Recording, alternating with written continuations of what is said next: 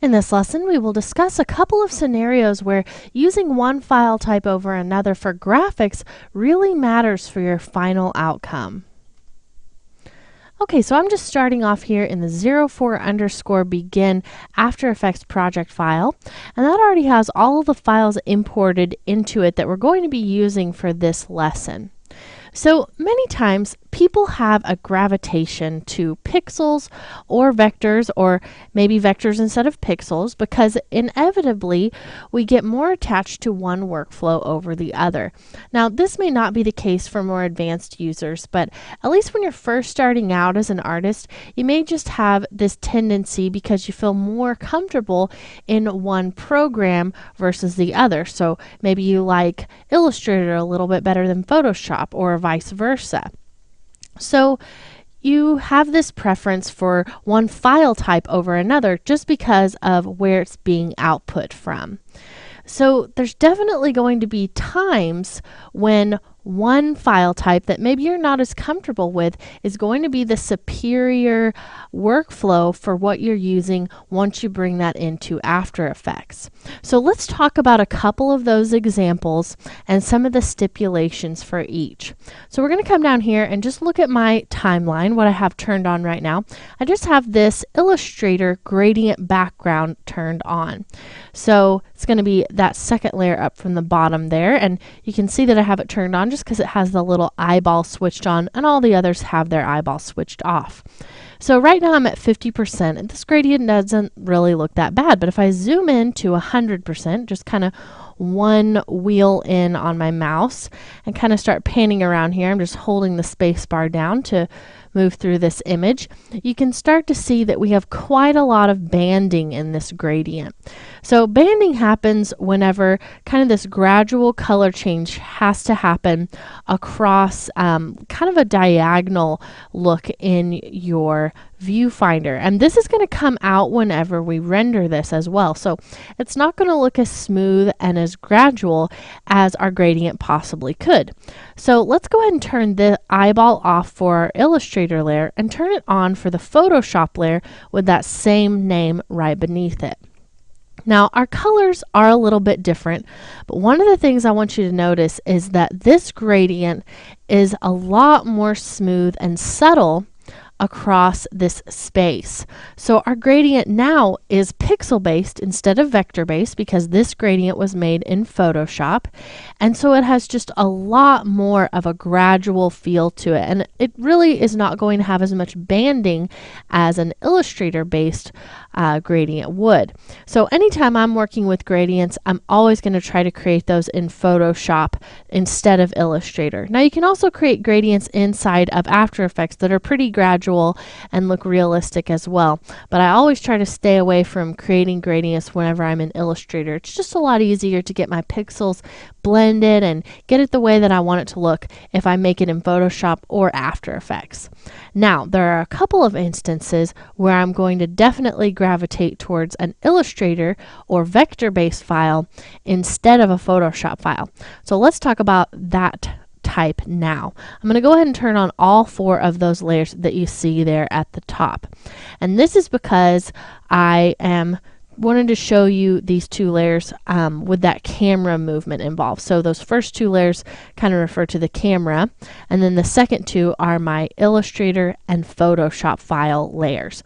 Now I'm going to kind of just come forward a little bit there, and this first layer that we see as our camera moves towards it is going to be the Illustrator file. So you can just kind of keep those straight if I toggle that one on and off.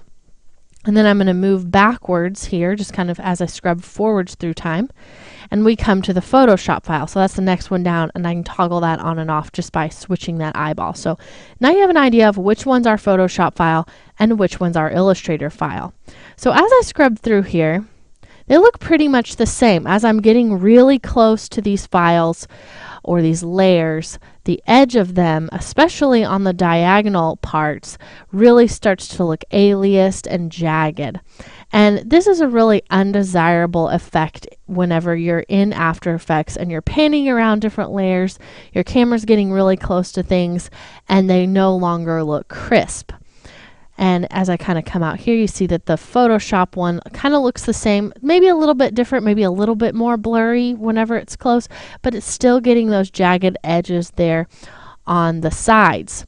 So how do we work around this? And what if we want to zoom in really close on something? Now, if you were used to a pixel-based workflow, you might say, well, I'm just going to make my layer huge. So you would come in here, create a Photoshop file that was like this and scale it up way bigger than you needed to, and then bring it in. Now that does work, but it's not necessarily the most effective way, especially not for this kind of layer that we have created here. We have something that looks very just kind of straight on those edges, and it's really important that this stay crisp as we get close to it. So what can we do to fix this jagged edge that we have? I'm going to come down here to my Illustrator file, and we're going to talk about this switch that you see right here to the left of these switches. So if I hover over this one here that kind of looks like the gear, it says for vector layer, continuously rasterize. And so I have this little switch box open right there. Now the Photoshop file doesn't have that same switch. So I'm going to go ahead and switch this on now for the Illustrator file, and let's talk about what happens. It automatically becomes crisp and really just looks almost as if we created this file inside of After Effects. So what's happening here? We need to know a little bit about the difference between pixels and vectors to really understand what goes on whenever you turn this on for a vector-based file. Vectors are going to be calculated based on a mathematical algorithm. So if I scale this way up or scale it down, it's always going to be crisp whenever I'm inside of Illustrator.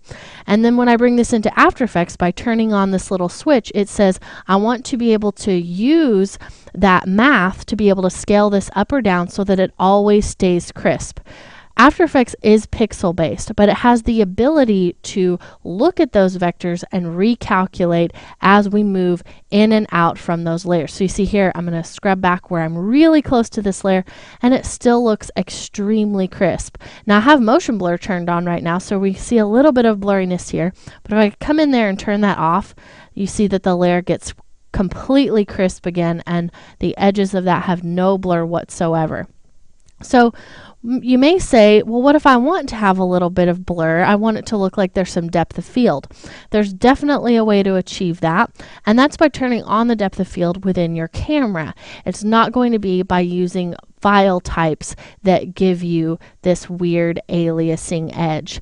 Now, my Photoshop file, there's no way for me to make this turn on some little switch and have this become crisp. I would have to make it much larger and bring it in, and even then it's still probably going to have a little bit of an issue with being blurry if I'm very, very close to the edges of this file. So I'm going to go ahead and replace this one that you see here with my Illustrator file so that you can see the difference with an Illustrator file replacing this layer. So I'm going to go ahead and select my Photoshop file, and then we'll just come up here to our project panel, select that periodic table of elements file that's the Illustrator version, and then I'm going to hold the Alt key down, and we'll just drag that file on top of our Photoshop file. And that's going to replace it for me. And it also went ahead and turned on my continuously rasterized switch. And you can see that now my file is nice and crisp and doesn't look like there's any kind of weird aliasing happening on the edges. Now I'm going to just go into my camera really quickly and come down there to the camera options and turn on the depth of field option. And now you can see that we get a nice blur there in the background that is really happening from the camera being pulled farther away, and not because I'm using the wrong file type for this specific instance when I'm needing to use it with my camera that gets really close to my layers. So hopefully that clears up a little bit of confusion that you may have whenever you're trying to decide, should I use a Photoshop file here? Should I use a vector file here? Anything that's going to be a vector file is really going to be things that look really solid like this, and things that you want to be able to get really close to or far away from and be able to maintain that crispness.